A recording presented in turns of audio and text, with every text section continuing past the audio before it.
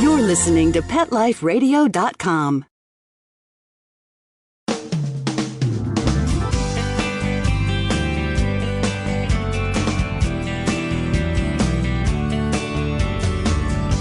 Hello, and welcome to Working Like Dogs on Pet Life Radio.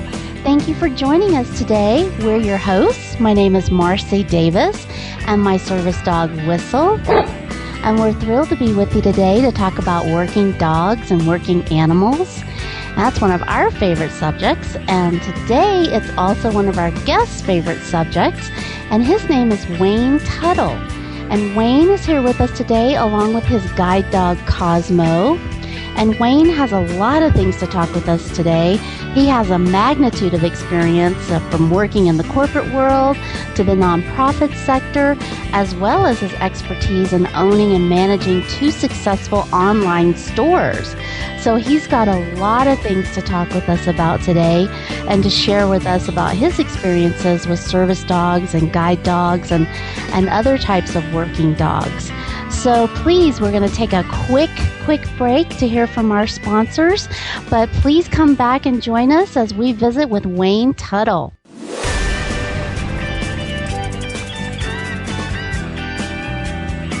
We'll be right back, right after these messages. Stay tuned.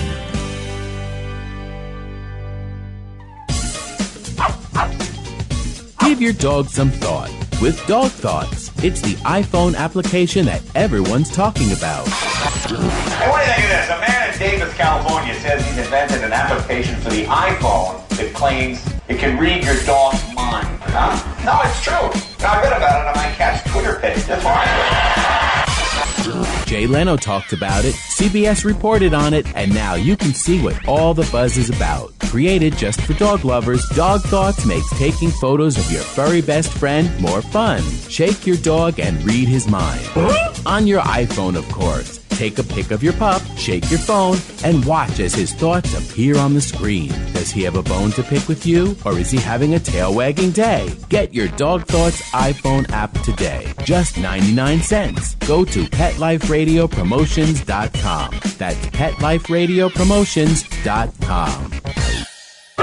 It's time for school for you and your friends, your furry best friends. Train your dog the fun and easy way with Teacher's Pet Sessions. Teacher's Pet host Pia Silvani teaches you step-by-step how to train your dog the fun and easy way. You get 8 30-minute live audio training sessions, complete transcripts of each session, plus a basic training manual to get you and your dog off to a great start. Training begins the moment you bring your dog home. Teacher's Pet Sessions offers positive reinforcement training to shape your dog's behavior and encourages upbeat, enthusiastic responses to ensure that your dog will enjoy learning. Teacher's Pet Sessions dog training is fun at both ends of the leash. So listen, learn, and laugh with your dog with Teacher's Pet Sessions. Get your copy of Teacher's Pet Sessions Volume 1 today. To order, go to teacherspetsessions.com. Hi, this is Pia Silvani, your host. Bring your dog, tug toy, and treats, and get ready to have some fun. teacherspetsessions.com. Ladies and gentlemen, Pet Life Radio proudly presents DSPN, the Dog Sports and Performance Network. Get ready to unleash the dog sports enthusiast in all of us, from speed drawing and mushing to racing, agility, and competition. This is the place to learn all about the dog sports and activities that you can do with your furry best friend and canine competitor. So get ready for game time. DSPN with your host, Lori Williams, every week on demand. Only on PetLifeRadio.com.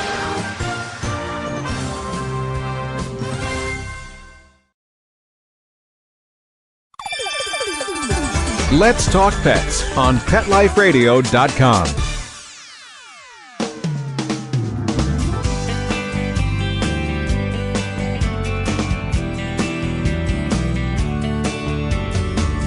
Welcome back to Working Like Dogs at Pet Life Radio. I'd like to welcome our guest today, Wayne Tuttle, and his guide dog, Cosmo. Hello, Wayne, and welcome to Working Like Dogs. Hi, Marcy. Great to hear from you. Thanks for inviting us on. Well, we're thrilled that you could be with us today. There's so many things for us to talk about. I guess we should start by telling our listeners how you moved from the corporate world into owning your own service dog business. Well, it's funny you should ask, Marcy. It was something that I've always thought about, but sometimes we're faced with certain situations in our life that we have no control over. And it was rather interesting. I was in the process of starting a business, and lo and behold, the day before my birthday, the company I was working for about 12 years decided that I was no longer needed. So unfortunately, I was faced with unemployment, and I thought, well, what better opportunity to start my own business? So back in 1999, I started doing consulting business, and I was consulting corporations and teaching them how to hire people with disabilities so they can expand their workforce with other sources of people that are more than capable of handling a job. Unfortunately, after a couple of years of doing that, the market changed, so corporations either had no time to do the training or lack of money. So that we decided to put aside and move forward.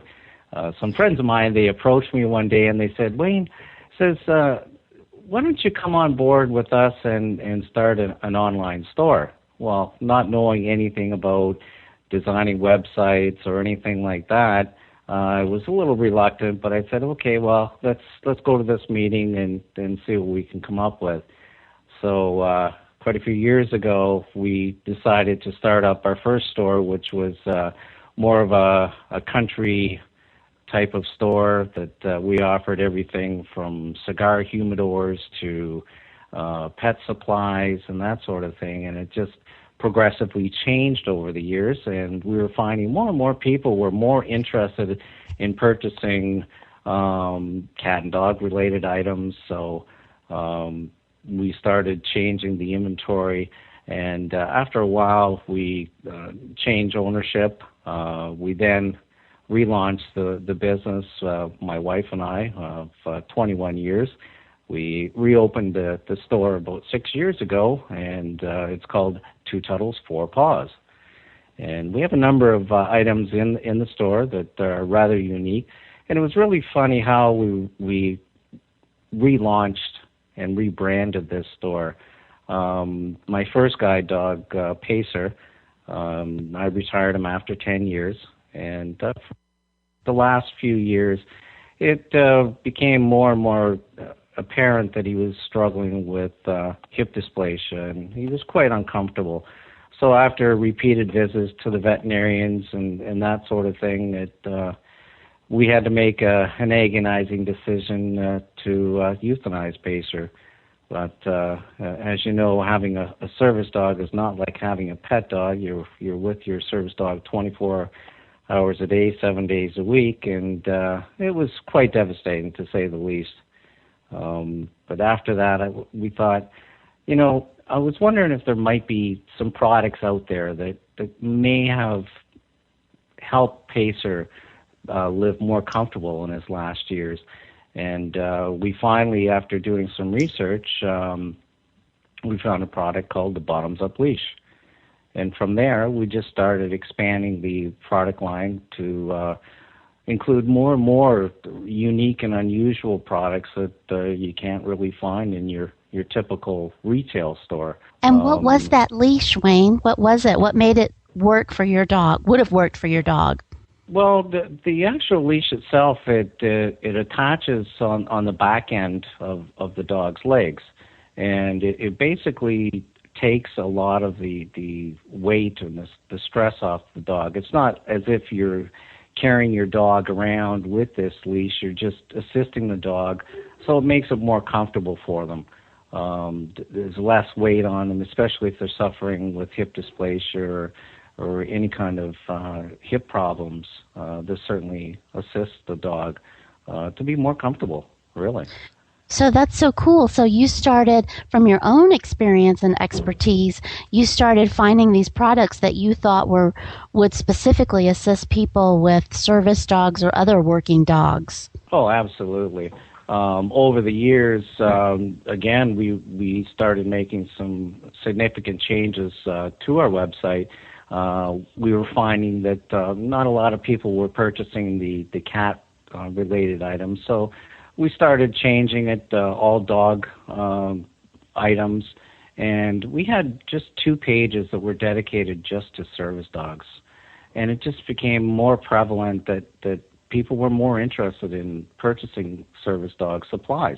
And there's not a lot out there, especially around North America. There's really not a lot of companies out there who have a product line for this segment of the population. So last October, we opened up our second store, which is servicedoghouse.com, and that is all to do with working dogs. There's so many different service dogs out in our community now. We listen to our customers. If we don't have it in our store, we'll look to see if we can make it. We work with a number of manufacturers and individuals all over the United States and Canada, and we put these new products out there because there's an obvious need for them, so people could utilize the stuff. About how many products do you have on your website for service dogs at the servicedoghouse.com site? Servicedoghouse.com, I think we're in excess of 100 products now. Wow. We have 16 different types of vests or jackets. We have 80 plus embroidered patches, all kinds of rather unusual things that'll help you identify your service dog. That's great. And how do you find the products? Tina, she's mostly in charge of doing the research. We basically take turns looking at different places where we can purchase these items, talking to individuals, private individuals who may have a business on the side, and just talk with them, see if they can develop a certain product. I just got off the telephone a few minutes ago with a lady out in Alberta. She has a website where she sells a lot of collars and leashes and whatnot. And over the last month or so, we've had a lot of inquiries about specialty harnesses, especially for children that are using autism dogs. They need something that the child can hold on to, like a handle, but they also need some kind of pouch and pocket so they can store things and that sort of thing. So we're just in the process. Our first prototype is just about done, and we're hoping to have that in our store within the next 2 or 3 weeks. Wow, that's great. And what do you think is the most popular product for service dogs on your site? I think the vests and certainly the embroidered patches seem to be our number one seller. We've got together, we have a fabulous manufacturer out of Missouri. Basically, I'll send him an idea just by email, and this is what I want. He comes back with a prototype, and we take it from there. My 9-year-old daughter, she has taken such an interest in the business. She, in fact, has sat down with me on numerous occasions and come up with various designs on the embroidered patches. So it's a real family affair. It sounds like it. So what are you thinking? I mean, it sounds like you've really grown the business. What are your future plans? Well, we're hoping eventually to have a brick and mortar store. We live a little bit north of Niagara Falls. There's more and more service dogs in the Niagara Peninsula now. There are also a number of retail stores that have pet-related items in there as well. So there is a lot of competition. We are now looking at expanding. We're starting to get inquiries from the United Kingdom, Australia, New Zealand, and Italy. So wow. We're hoping to really move out and expand right across pretty well around the world. Wow, well, it sounds like you're doing that. That's so exciting. Well, we're going to have to take a quick commercial break, but we hope you'll come back and join us as we continue talking with Wayne Tuttle.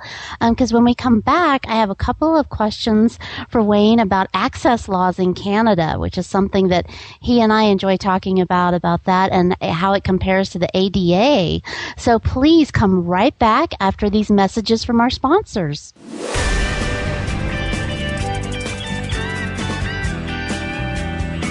We'll be right back, right after these messages. Stay tuned.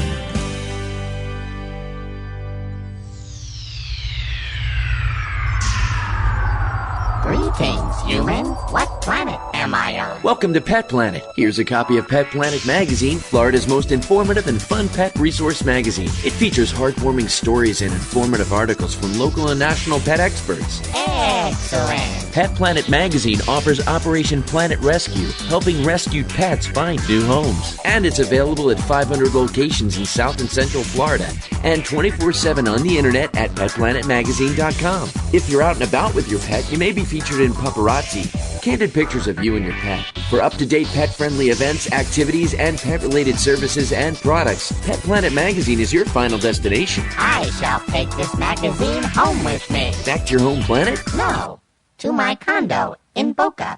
Pet Planet Magazine. Check them out at www.petplanetmagazine.com or 352-394-8578. It's out of this world.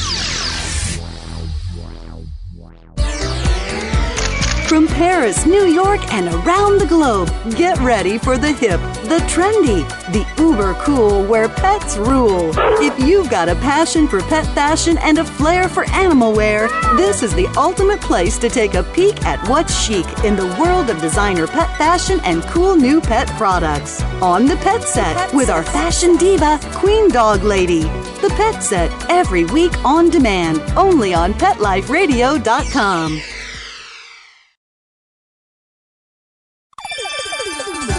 Let's Talk Pets on PetLifeRadio.com.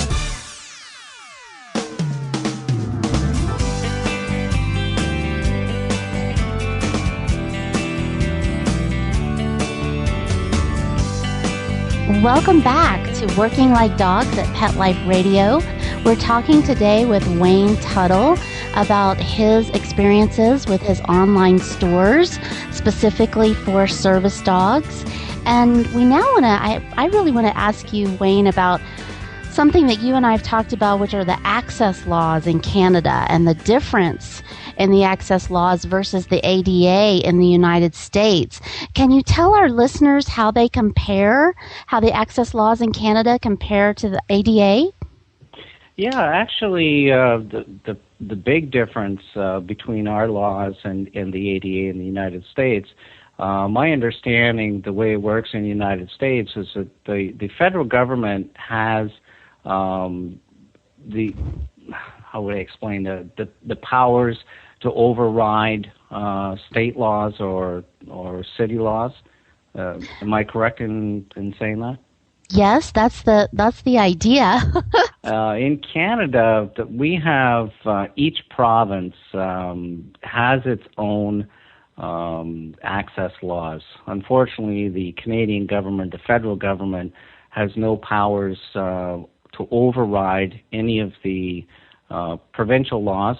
In most cases, the provincial laws have the original law was put out. It's called the Blind Persons Act. So basically, that only protects people with guide dogs. Service dog laws are few and far between. It was only January this past year that Alberta, they adopted a new service dog law, and British Columbia also has a service dog law. I was going to say, I took my service dog to British Columbia, but are you saying, Wayne, then, that in all the other areas, service dogs are not allowed? Well, I wouldn't say that they're not allowed. They do have some form of protection, which is under the Human Rights Act.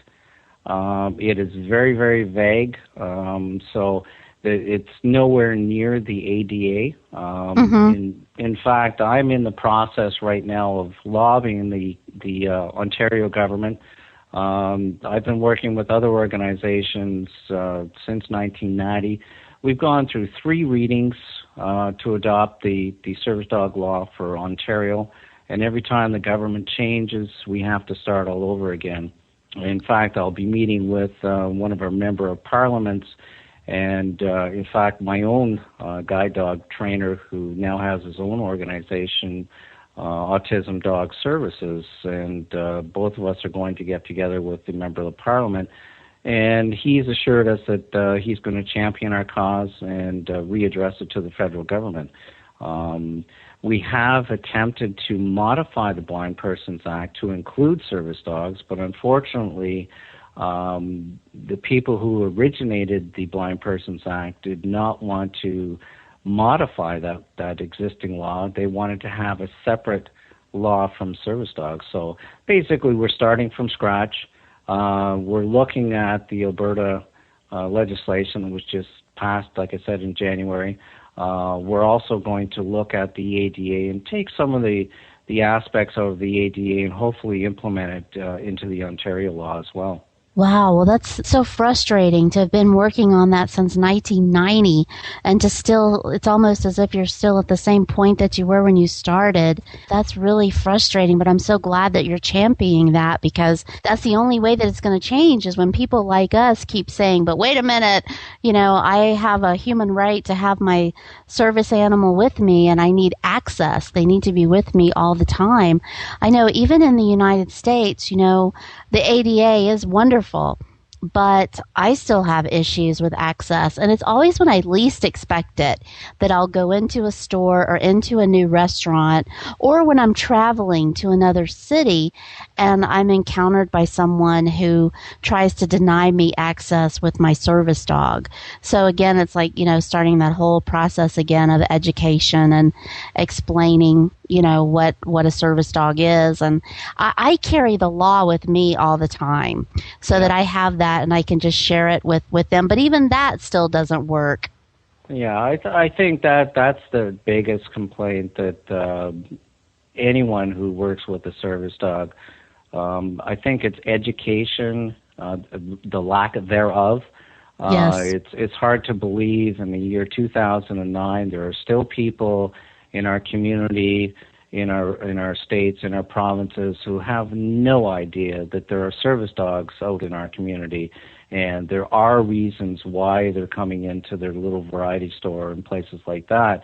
There's another thing that I'd like to also address that eventually I'd like to take it to the federal government, that anytime people come into Canada and they want to immigrate into Canada, that they should take some minor course or seminar just to explain to them that when you're in Canada, there are service dogs.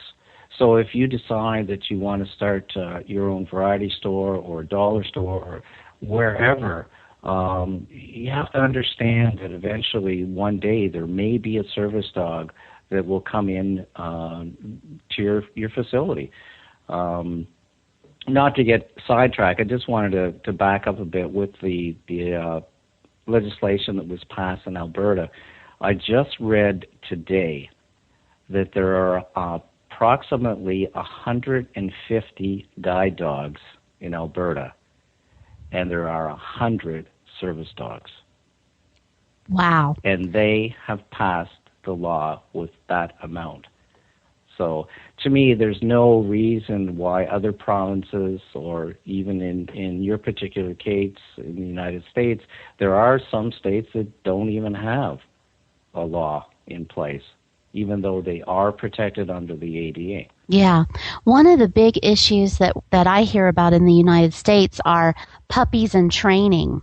And if the laws, each state has a different law that covers puppies and training and whether or not they have access.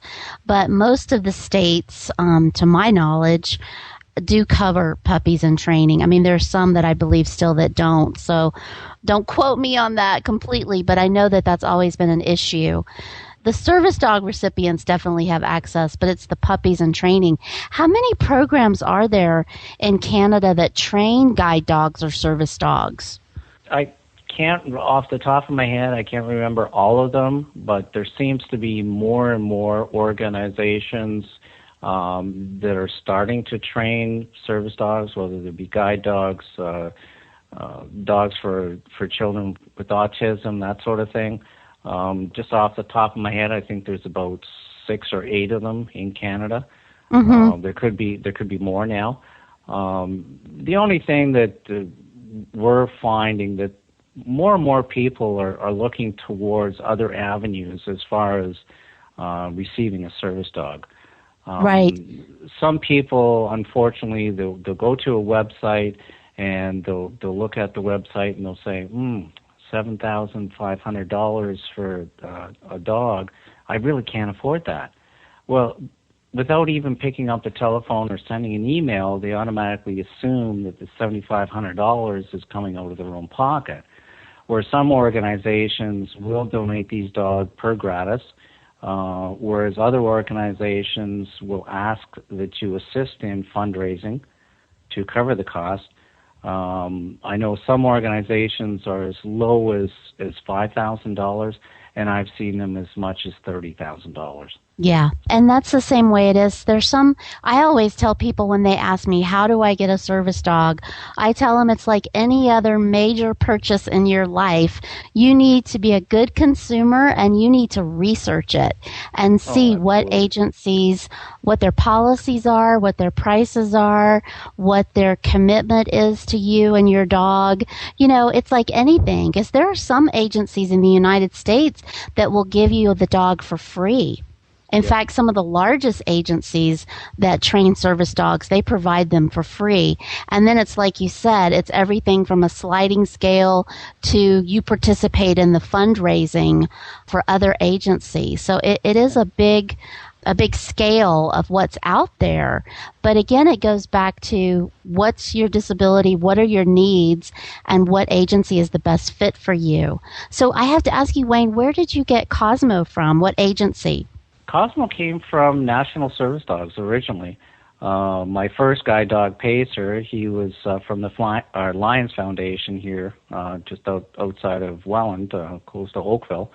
But my trainer has actually followed me right through, and I'm just about to retire Cosmo, and we're looking at raising a puppy ourselves, and my trainer, he's going to be coming back to do the third guide dog. So. Oh, that's great. So that'll be a whole new process. You know, that's a big topic of people training their own service dogs or guide dogs, and that's a whole nother area. Oh, so I'll be interested to hear how that process goes. You'll have to come back and tell us how that process was for you. Yeah, that'll be my pleasure. So tell me, you have a blog too, right, Wayne? Yes, we do. I've written a number of articles. It's really dedicated to working dogs. You can find it at theservicedoghouse.blogspot.com. I've addressed all kinds of different articles, everything from hearing ear dogs to seizure alert dogs. I'm just working on a new article. I recently was introduced to a gentleman who has a dog for diabetes. I mean, that's the first I've heard of that. And in fact, this morning I received another call, a gentleman who has a Chinese crested dog who is his diabetic dog. So it's quite a fascinating thing that there's so many different service dogs out there now, and we try and research and put information on our blog to help people. There's different health articles that I've written to assist people, that sort of thing. Well, it sounds like a great resource for people to check out your blog and to check out your online store websites. And gosh, Wayne, I could sit here and talk to you all day, but unfortunately we're out of time. But I'd like to thank you so much, and Cosmo, for joining us today. And I really encourage our listeners to check out Wayne's websites, which are Tuttles, tuttles4paws.com and servicedoghouse.com. And I believe you said the blog is on servicedoghouse.com also, Wayne? Yeah, we have a link right there. It says the blog, the Service Dog House, all about working dogs and more. You can certainly access that through the Service Dog House as well. Okay, wonderful. And I know Wayne, the Two Tuttles, Four Paws, actually carries our book, Working Like Dogs, so you can check that out on Wayne's website. But we really want to thank you for bringing all of your knowledge and expertise to us today, and you have to promise to come back for us to continue for sure, talking about access laws and all those things that impact people who have a service dog or people who are just interested in service dogs. So thank you to all of our listeners for being with us today, and thanks to our producers and our sponsors for letting us be with you. And I hope you'll check us out at PetLifeRadio.com. You can click on Working Like Dogs, and also you can email me. The email address is Marcie, MARCIE, at PetLifeRadio.com. So thanks so much for joining us, and we look forward to being with you again soon. Let's Talk Pets, every week on demand, only on PetLifeRadio.com.